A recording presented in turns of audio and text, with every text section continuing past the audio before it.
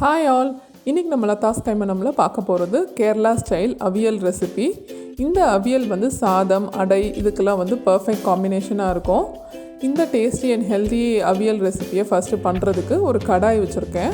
கடாயில் கொஞ்சம் தண்ணி ஆட் பண்ணிக்கலாம். வெஜிடபிள்ஸ் பாயில் பண்ணுறதுக்கு தண்ணி ஆட் பண்ணிக்கலாம். ரொம்ப ஆட் பண்ணணும்னு அவசியம் இல்லை, கொஞ்சம் கொஞ்சமாக நமக்கு தேவையான அளவு பார்த்து ஆட் பண்ணிக்கலாம். இப்போ ஃபஸ்ட்டு வந்து நான் முருங்கைக்காய் ஆட் பண்ணுறேன் வேக வைக்கிறதுக்கு. முருங்கைக்காய் ஒரு 5 to 7 minutes நல்லா வேகட்டும். அதுக்குள்ளே நம்ம மற்ற காயெல்லாம் ரெடி பண்ணிக்கலாம்.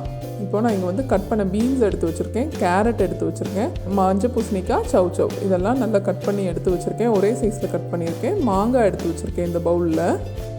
இப்போது முருங்கைக்காய் ஓரளவு 3/4 குக் ஆனதுக்கப்புறமா நான் வந்து இப்போ பீன்ஸும் அதுக்கப்புறமா சவ்வும் ஆட் பண்ணிக்கிறேன். ஸோ நம்ம வெஜிடபிள்ஸ்லாம் வந்து எல்லாத்தையும் மொத்தமாக போட்டு குக் பண்ணிட்டோன்னா அதோட ஒன்றுக்கும் பாயிலிங் டைம் வேறையாக இருக்கும். ஸோ ஒன்று வெந்துடும், ஒன்று குழஞ்சிரும், அந்த மாதிரி ஆகிடும்.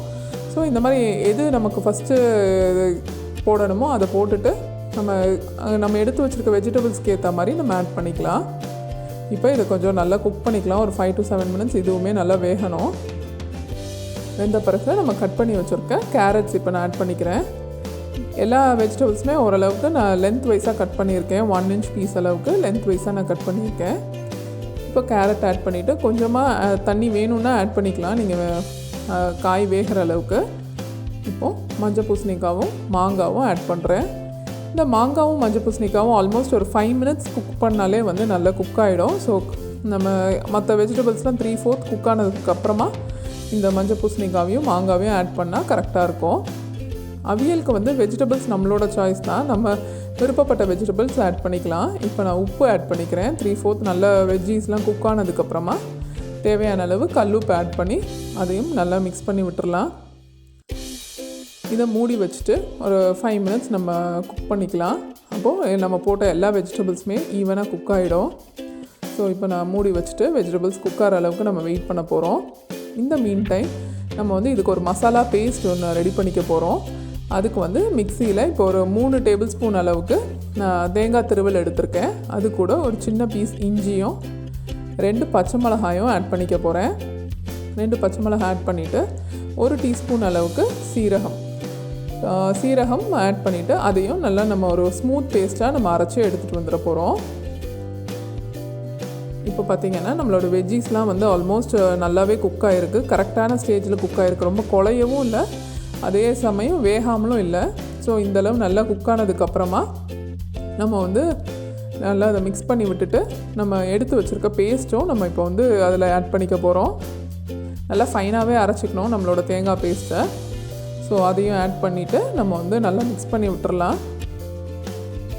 தேங்காய் ஆட் பண்ண பிறகு ரொம்ப நேரம் நம்ம அடுப்பில் வச்சு அதை குக் பண்ணணும்னு அவசியம் இல்லை. அப்போ அதோட டேஸ்ட் வந்து மாறிடும்.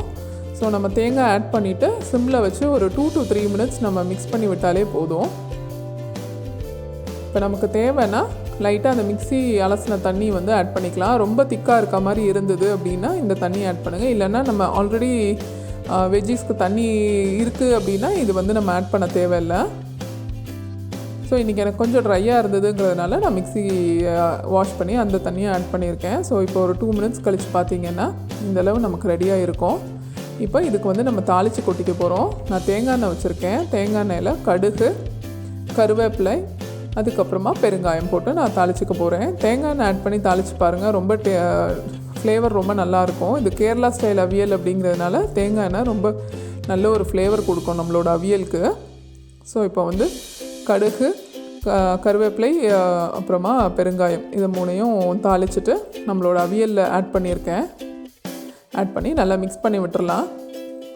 தேங்காய் ஆட் பண்ணதுக்கப்புறமா சிம்லே வச்சுக்கோங்க, நம்ம ஹை ஃப்ளேமில் வச்சு கொதிக்க விடக்கூடாது. ஸோ இதையும் நல்லா மிக்ஸ் பண்ணிவிட்டு இப்போ வந்து ஒரு 1/2 cup அளவுக்கு திக்கான ஒரு கர்டு வந்து எடுத்திருக்கேன். இது ரொம்ப புளிக்காத கர்டு தான். ரொம்ப புளிச்ச தயிர் ஊற்றணுன்னா வந்து நம்மளோட அவியல் வந்து ரொம்ப புளிப்பாக தெரியும். ஸோ இது கொஞ்சம் புளிக்காத தயிராகவே நான் எடுத்து அதையும் நான் மிக்ஸ் பண்ணி இதில் ஆட் பண்ணியிருக்கேன். இப்போ தயிரை மிக்ஸ் பண்ணிவிட்டு நம்மளோட அவியல் வந்து நம்ம சர்வ் பண்ணிடலாம். ரைஸோட இல்லைன்னா அடை அவியல் அந்த மாதிரி கூட நம்ம சர்வ் பண்ணலாம். இந்த ரெசிபி பிடிச்சிருந்ததுன்னா லைக் பண்ணுங்கள், ஷேர் பண்ணுங்கள், கமெண்ட் பண்ணுங்கள். என்னோடய சேனலுக்கு சப்ஸ்கிரைப் பண்ணிவிட்டு பக்கத்தில் இருக்க பெல் பட்டனையும் கிளிக் பண்ணிக்கோங்க. தேங்க்யூ.